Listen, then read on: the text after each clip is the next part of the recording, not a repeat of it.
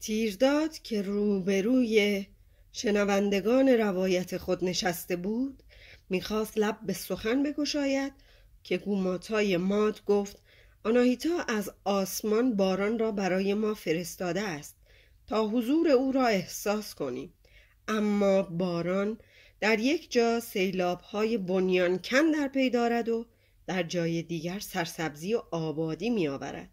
من که هنوز نفهمیدم باران را باید تقدیس کرد یا برعکس.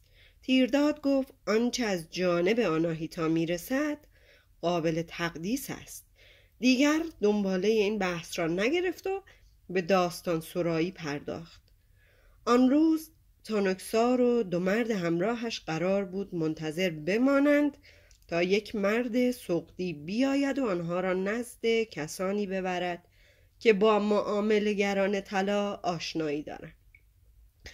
کوروش و هیراد برای تفریح و وقت گذرانی به گوشه ای رفتند که زن زیبایی به نام رکسانا در صحنه‌ای می‌رقصید. در آنجا با مرد مرموزی به نام آردیاز آشنا شدند.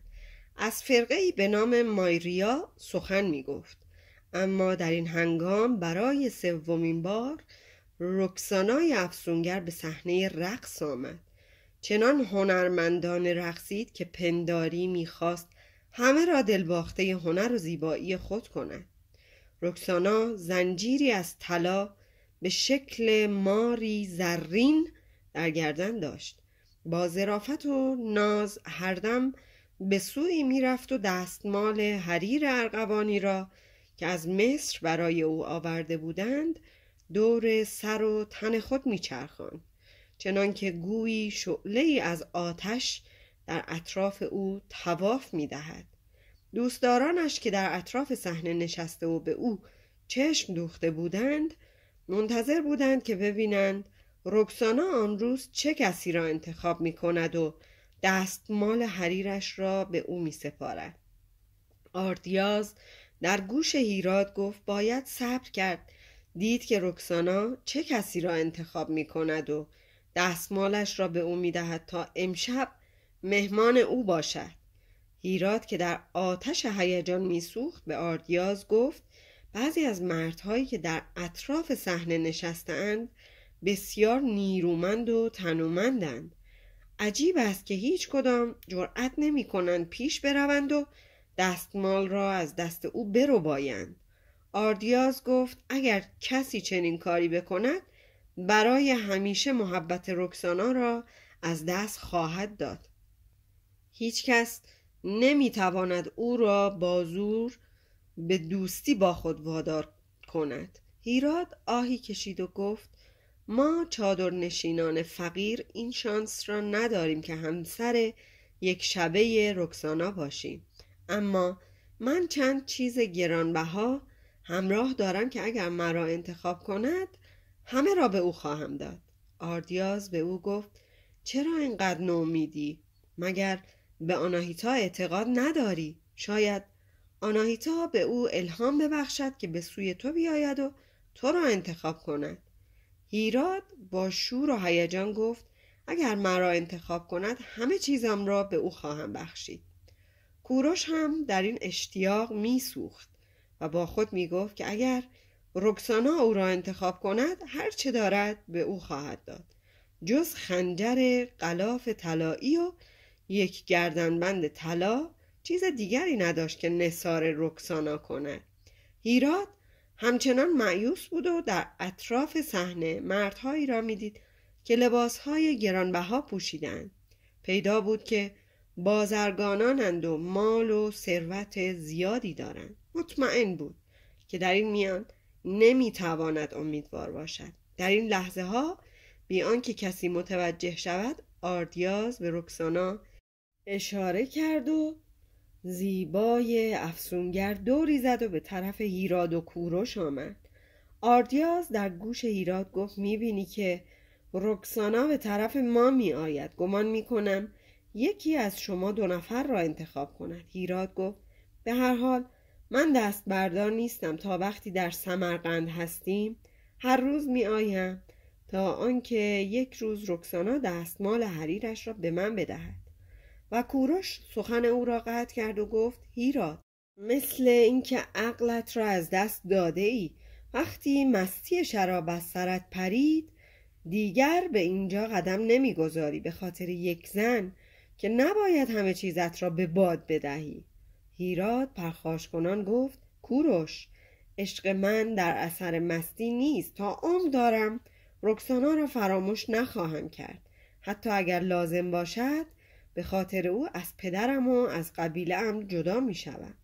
آردیاز دست روی شانه هیراد گذاشت و گفت دوستان، بهتر است آرام باشید و آهسته تر حرف بزنید. همه دارند به شما نگاه می کنند. رکسانا که به آن سو آمده بود رقص کنان به سوی دیگر رفت و باز به طرف آنها آمد و لبخند زد. زیبای افسونگر در چند قدمی هیراد و کوروش بود. عطر تن او به هر سو پخش می شد. رکسانا لحظه ای در برابر کوروش ایستاد و چشمان خود را بست و همچنان می رقصید. در این لحظه همه گمان می کردند زیبای افسونگر همسر یک شبه خود را انتخاب کرده است. از آنها دور شد، دوباره بازگشت و ناگهان دستمال حریر خود را رها کرد. دستمال روی زانوی هیراد افتاد و او آن را برداشت و بوسید. رکسانا که نگاهش را از او بر نمی داشت همچنان که می رقصید با آوایی نرم و دلنشین به او گفت دستمال حریر را نگاه دار و امشب آن را برای من بیاور با هدیه‌ای که در خور من باشد. غروب آفتاب در کنار دروازه شمالی سمرقند منتظر باش.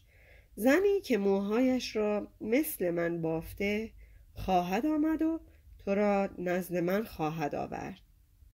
رکسانا چیزی نگفت و از آنها دور شد. به انتهای صحنه رفت و از دری که در گوشه میخانه بود بیرون رفت و دیگر کسی او را ندید.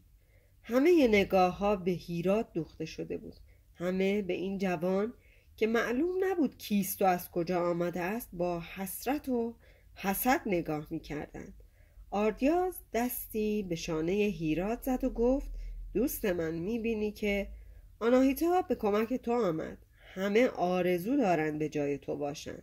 کوروش هم که در این بازی بازنده شده بود گفت هیراد، من باید به کاروانسرا بروم ببینم که پدرت و همراهانش برگشتند یا نه. فردا صبح همدیگر را میبینیم. کوروش وقتی از میخانه بیرون رفت فضا را ارغوانی میدید. غروب شده بود. او با شتاب به سوی کاروانسرا رفت. تانکسار و همراهانش هنوز باز نگشته بودند. به اتاقی رفت که در کاروانسرا به آنها داده بودند. در این اتاق وسیع که کف آن کاهگلی بود در غیاب او اتفاقی افتاده بود و بار و بنه آنها را برده بودند. نزد صاحب کاروانسرا رفت و از او پرسید که چه بر سر بار و بنه آنها آمده است. صاحب کاروانسرا گفت که بعد از ظهر امروز مردی آمد و از طرف تانکسار پیام آورد که بار و بنه را بردارد و برای او ببرد. کوروش نام و مشخصات آن مرد را پرسید. صاحب کاروانسرا گفت این مرد از آشنایان و گمان می کنم از دوستان و همراهان تو باشد. همان کسی که دیروز و امروز صبح او را با تانکسار دیده بودم. باید از فرقه مایریا باشد. موهایش را مثل پیروان این فرقه بافته بود. کوروش چیزی نگفت. نگران و پریشان شده بود. به اتاق برگشت. همه گوشه ها را دید و متوجه شد که همه چیز را برده اند. اما به خاطر داشت که تانکسار اسلحه و وسایل و ابزار مفرقی را که با خود آورده بود در یک خورجین ریخته و زیر بستر خود پنهان کرده بود. بستر را کنار زد و خورجین را یافت. هرچه بیشتر فکر کرد که چرا تانکسار این مرد را فرستاده است تا اساس و بار و بنه آنها را همراه ببرد کمتر به نتیجه می رسید. به استبل کاروانسرا رفت. اسب خودش و اسب هیراد را در آنجا دید. زینهای این دو اسب و کمان تیردان هم دست نخورده بود. با این وصف نگرانیش بیشتر شد. نمیفهمید که چرا تانوکسار او و پسرش هیراد را فراموش کرده و از آن مرد خواسته است که بار و بنه را ببرد. آیا قصد داشته به جای دوری برود؟ در این صورت چرا برای او و هیراد پیغامی نفرستاده است؟ بار دیگر نزد صاحب کاروانسرا رفت و چیزهایی پرسید. او گفت که تانوکسار و دو جوان همراهش نزدیک ظهر از اینجا رفتند. جز آن دو اسب بقیه اسبها را با خود بردند. کوروش دوباره به شهر رفت. به میخانه رسید. از صاحب میخانه سراغ هیراد را گرفت و او گفت که هیراد بعد از آنکه وجه می را پرداخت بیرون رفت. کوروش از او پرسید که خانه رکسانا کجاست؟ او در جواب گفت نمیدانم. هیچ کس نمیداند خانه او کجاست، اما میدانم که به مهمانان یک شبش میگوید که نزدیک دروازه شمالی سمرقند منتظر فرستاده او باشند. تا حال هیچ کدام از مهمانان یک شبه او باز نگشتند تا بگویند که به کجا رفتند. کوروش از آنجا به طرف دروازه شمالی سمرقند رفت. هوا تاریک شده بود و دروازه را بسته بودند. گروهی از نگهبانان در آنجا پاس می‌دادند تا مبادا اقوام مهاجم شبانه به شهر هجوم آورند و دست به قتل و غارت بزنند. کوروش از رئیس پاسداران که در روشنایی ضعیف چراغی نشسته بود چیزهایی پرسید. از رکسانا و داستان او چیزی نمی‌دانست و ناچار او را به حال خود گذاشت.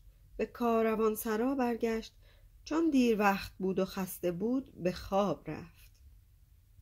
صبح آن شب تازه آفتاب در آمده بود که کوروش در کوچه های سمرقند به این سو و آن سو می رفت، بلکه اثری از هیراد و تانوکسار و همراهانش بیابد. هیراد هنوز باز نگشته بود.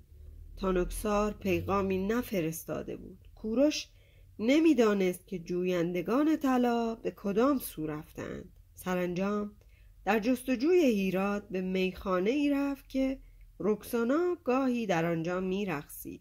صبح بود و در میخانه کسی نبود جز زنی که مشغول رفت و روب بود. آن زن به او گفت که پیر میفروش خوابیده است. اگر قصد دیدنش را دارد باید نزدیک ظهر به آنجا بیاید. کوروش به کاروانسرا برگشت. این بار سوار بر اسب بیرون آمد. از دروازه شمالی سمرقند بیرون رفت. چند ساعتی را در کنار باغ‌ها و کشتزارهای آن منطقه با اسب به هر سو تاخت، بلکه بتواند کسی را بیابد که هیراد و تانوکسار و همراهانش را دیده باشد. اما سعی او بیفایده بود. گاهی از اسب پیاده میشد، از روستاییان و باغبانها سراغ دوستانش را می گرفت. آنها می گفتند که چنین کسانی را در آن اطراف ندیدند، اما همه آنها مهربان و مهمان نواز بودند. برای او گل و میوه می آوردند. یک روستایی برای او انار آورد و دیگری گلابی که هنوز در جنوب ایران ناشناخته بود. یکی از روستاییان هم برای او چند دانه هلوی شیرین و پر آب آورد که آن را سیب پارسی می نامید. می گفت که درخت آن را از ایران آورده و در آنجا کاشتند. عصر آن روز کوروش به کاروانسرا بازگشت. هیراد باز نگشته بود. داستان را با صاحب کاروانسرا در میان گذاشت. او گفت نام رکسانا را شنیده و تا به حال او را ندیده است. کوروش به او گفت نگران بازگشت هیراد است.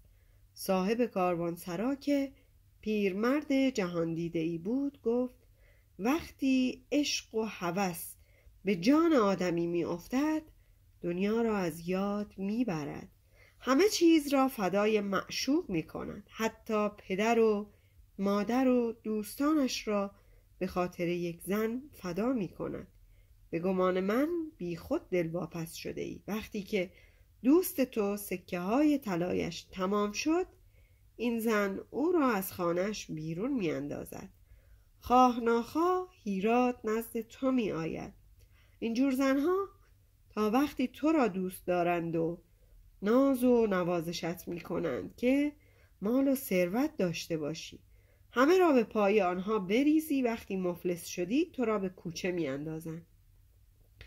کوروش با خود می گفت که این مرد سرد و گرم روزگار را چشیده، بهتر از او دنیا را می شناسد. کمی آرام شد و اسب خود را به استبل برد. بار دیگر به همان میخانه رفت، اما همه اندوخته آنها نزد هیرات بود. او حتی چند سکه نداشت که برود در آنجا غذا و شرابی بخورد. ناچار به فکر افتاد که گردنبند طلای خود را برای این منظور بدهد و منتظر بماند که رکسانا برای رقص بیاید و با این فکر وارد میخانه شد. در آنجا چند نفری روی سکوها نشسته بودند و از نوازندگان و رکسانا خبری نبود. میخانه‌دار به او گفت که آن شب رکسانا برای رقص نخواهد آمد. کوروش که مأیوس شده بود میخواست بیرون برود که کسی او را صدا زد و آردیاز را دید. در کنار مرد سال خورده‌ای روی سکویی به بالش تکیه داده بود. از سر و وضع آن مرد پیدا بود که از بازرگانان ثروتمند سمرقند است. آردیاز از کوروش خواست که در کنارش بنشیند. از او پرسید که چرا دوباره به میخانه آمده است. کوروش گفت تمام روز را این طرف و آن طرف رفتم که دوست خود را پیدا کنم، دلواپسش هستم. آردیاز خندید و گفت معلوم می شود که دوست تو رکسانا را سخت مجذوب خودش کرده. امروز هم او را در خانه خود نگاه داشته است. کوروش گفت کاش اینطور باشد، اما میخواهم هرچه زودتر هیرات را ببینم. آردیاز حتما تو میدانی که خانه رکسانا کجاست، درست است؟ آردیاز کمی مکث کرد و سپس گفت میدانم خانه او کجاست، اما نمیتوانم بگویم تا وقتی که خود او این اجازه را به من ندهد. نمیتوانم نشانی خانه او را به کسی بدهم. کوروش گفت من در این شهر غریبه‌ام، باید به هر ترتیبی هیرات را پیدا کنم. اگر نشانی خانه رکسانا را به من بدهی نخواهد فهمید که این نشانی را تو به من داده ای. کوروش گفت نمیتوانم تو را وادار کنم، اما از سمرقند میروم به اردوگاه قبیله مردان. جنگاوران قبیله را همراه خود می آورم و می آیم همه جا را زیر و رو می کنم. آن وقت تمام شهر را خانه به خانه می گردم تا هیراد و پدرش را پیدا کنم. آردیاز دستهای خود را به علامت صلح بالا برد و گفت دوست عزیز، بهتر است زیاد سخت نگیری. احتیاج به لشکرکشی نیست. من دوست تو را پیدا می کنم، اما از پدر هیرات چیزی نمی دانم، چون تا به حال او را ندیدم. اما به خانه رکسانا می روم. اگر هیرات در آنجا باشد او را نزد تو می آورم. اگر هیرات در خانه رکسانا نباشد می آیم و قضیه را به تو خبر می دهم. لحن دوستانه آردیاز کوروش را آرام کرد. در کنار او نشست و گفت من باید رکسانا را ببینم. در حقیقت به دوستم هیرات حسادت می کنم. ترتیبی بده که من و رکسانا همدیگر را ببینیم. در عوض کمی مکث کرد. در دنباله سخن خود گفت اسبم را به تو می دهم. اسب خوبی دارم که مثل باد می دود و خسته هم نمی شود. آردیاز با خنده گفت نمیدانستم که همچون اسب خوبی داری. اسبت را نگهدار برای خودت. به خاطر دوستی هر کاری که بتوانم برای تو میکنم. از تو چیزی نمیخواهم، اما چون میخواهی همسر یک شبه رکسانا باشی باید هدیه ارزشمندی به او بدهی، وگرنه تو را نمیپذیرد. کوروش گردنبند طلای خود را که خبر نداشت از اژدهاک پادشاه ماد به او رسیده است از گردن باز کرد، به دست آردیاز داد و گفت این گردنبند را به او میدهم. نگاهی به او انداخت و گفت گردنبند بی‌نظیری است، هدیه شاهانه است. کوروش گفت این هدیه را به تو میسپارم که به رکسانا بدهی. آردیاز گفت این گردنبند را نگاه دار و خودت به دست او بده. کوروش عزیز، 1-2 روز بیش نیست که با تو آشنا شدم. در همین مدت کوتاه فهمیدم که جوان بسیار خوب و برازنده‌ای.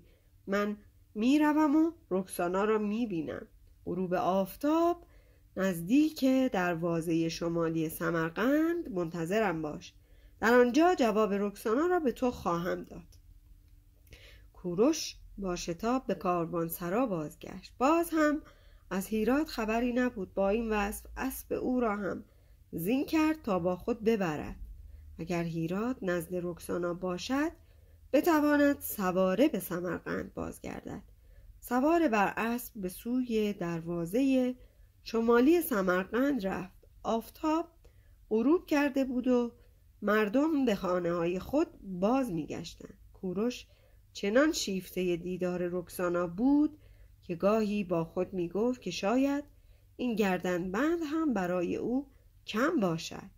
وقتی به دروازه شمالی رسید آردیاز را دید که با یکی از نگهبانان دروازه سخن می‌گفت. کوروش از اسب پیاده شد و منتظر ایستاد. آردیاز وقتی او را دید آمد و با خنده گفت کوروش، مثل اینکه آناهیتا تو را دوست دارد. من رکسانا را در خانه‌اش دیدم و از خوبی و صفای تو برای او داستانها گفتم. با آنکه دلش می‌خواست امشب آسوده بخوابد خواهش تو را قبول کرد. سپس آردیاز به اسب کوروش نگاهی انداخت و او را نوازش کرد و گفت راست می‌گفتی. اسب تو بی‌نظیر است، اما چرا با 2 اسب آمده ای؟ کوروش گفت این اسب مال هیراد است. راستی هیراد را در خانه رکسانا دیدی؟ آردیاز به چشمهای کوروش نگاه کرد و گفت او را در آنجا ندیدم. رکسانا می گفت هیراد صبح زود بعد از طلوع آفتاب از خانه او رفته است. بیش از این چیزی از او نپرسیدم، چون رکسانا رازدار است و راز کسی را فاش نمی کند. کوروش کمی نگران شد. گفت اگر صبح زود بیرون رفته باشد باید ظهر یا بعد از ظهر به کاروانسرا بازگشته باشد. شاید رازی در این میان است که من از آن بیخبرم. آردیاز به کوروش اشاره کرد که افسار اسبها را به دست بگیرد. در کنار او پیاده راه بیفتد تا به خانه رکسانا برسند. در بین راه گفت برای هیرات نگران نباش. دیشب در شرابخواری زیاده روی کرده بود. شاید دیشب هم بیدار مانده. امروز ناچار شده است که در گوشه‌ای زیر درختی به خواب برود. مطمئنم که فردا صبح او را در کاروانسرا خواهی دید. راستی به رکسانا گفتم که هدیه شاهانه‌ای برای او داری. امشب او به تنهایی برای تو خواهد رقصید و با تو شام خواهد خورد. من از تو چیزی نمیخواهم جز آنکه رضایت بدهی امشب با تو و رکسانا شام بخورم. بعد از شام دیگر نمیمانم و به خانه میروم. کوروش گفت تو دوست خوبی هستی. اهورامزدا و آناهیتا مقدر کردند که امروز ما با هم دیگر همراه باشیم. اگر رکسانا بپذیرد می توانیم امشب 3 نفری شام بخوریم. آردیاز گفت رکسانا رضایت داده، قضیه را به او گفته است. ساعتی بعد در مقابل یک در بزرگ چوبی ایستادند. بعد از چند لحظه مکث وارد باغ بزرگی شدند، پر از درختان گوناگون، گلهای رنگارنگ. شب شده بود و عطر گل فضا را معطر کرده بود.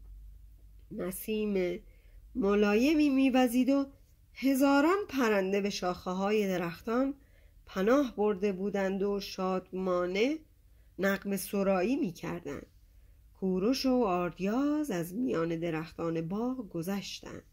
به ساختمانی رسیدند. مثل بیشتر بناها در آن حدود به رنگ سفید بودند، این بنا هم به رنگ سفید بود.